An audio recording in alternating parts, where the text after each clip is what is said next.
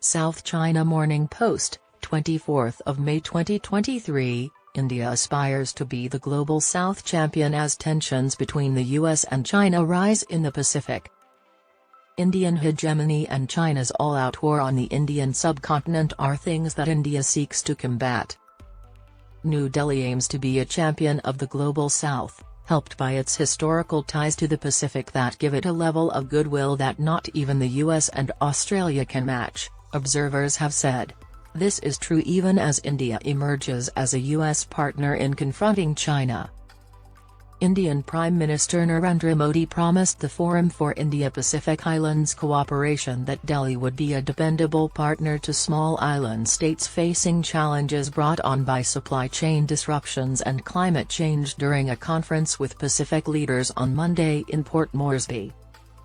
Cook Islands, Fiji, Kiribati Marshall Islands, Micronesia, Niue, Nauru Palau, Papua New Guinea, PNG, Samoa, Solomon Islands, Tonga, Tuvalu, and Vanuatu are among the 14 nations.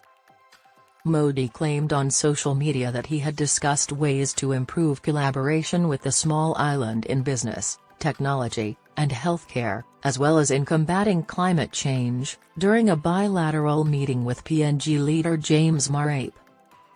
Marape reportedly urged Modi to head the Global South, a term used to describe developing countries south of the equator. Marape described smaller Pacific states as victims of global power play. According to Rafiq Dasani, director of the RAND Center for Asia-Pacific Policy in the U.S., India's involvement in the area is a result of its ideological commitment to the Global South and helping fulfill its own ambition as a great power. Even if the islands didn't matter strategically as much to India as they did to the US and China, Delhi wanted to be seen as the champion of the Global South, according to Dasani. The US has recently been forced to pay more attention to the region due to China's expanding economic influence and strategic interest there. Examples include opening embassies and renewing a strategic partnership with Micronesia. A new bilateral defense cooperation agreement was signed with PNG this week by visiting U.S. Secretary of State Antony Blinken, enhancing Port Moresby's capabilities and making it more straightforward for the U.S. military to train alongside its personnel. Dasani claimed that India's interest in the Pacific Islands was sparked by a sizable ethnic Indian population commercially successful in the area. An example was Fiji, where Indian laborers were brought to work on sugar cane fields in 1879.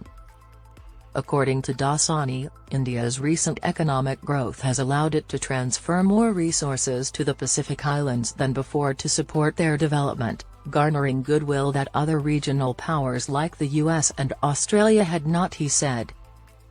A $150 million concessional line of credit for solar, renewable energy, and climate-related projects was announced by India in 2019, along with $12 million in incentives for development initiatives.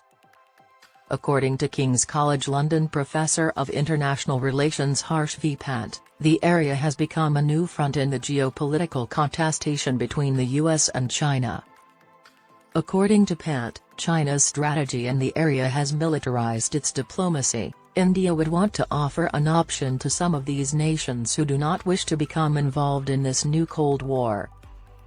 On the other hand, India has taken a more development-focused approach, according to Pant, who also said that Delhi had attempted to represent the voices of developing nations on fora like the G20, which it presently chairs. A security agreement between China and the Solomon Islands was struck last year to assist Honiara in upholding social order and enhancing national security. Nevertheless, the agreement's provision enabling Chinese ships to visit has sparked worries that Beijing will send military forces to the area. The only member of the Quad, which also includes Australia, Japan, and the US, according to Cleo Pascal, a non-resident senior fellow for the Indo-Pacific at the Foundation for Defense of Democracies, might assist Pacific countries in enhancing general facets of human security.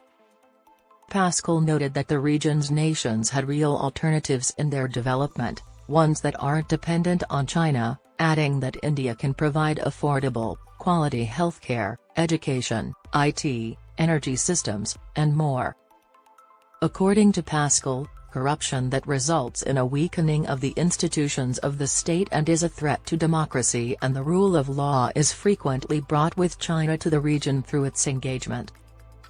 President of Micronesia David Panuelo, who is leaving office, accused China in March of engaging in bribery and harassment, including pressuring government officials and stuffing envelopes with money after a meal at the Chinese embassy or during an inauguration.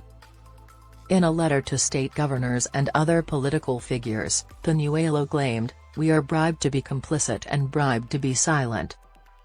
China made $2.72 billion in direct investments in the area by 2021, according to China's Foreign Ministry. PNG and Vanuatu inked cooperation plans for the Belt and Road Initiative, Beijing's global connectivity project, and cooperation pacts had been signed by 10 other nations. According to governance, risk, and compliance company Worisco's Asia-Pacific risk analyst Kunchi Mathur, the Pacific Islands comprise almost 28% of the world's exclusive economic zone. According to Mathur, the region is one of the most important assets to major and regional powers of the Indo-Pacific, noting that China's increased presence brought economic and strategic advantages that were of growing concern to the US and India.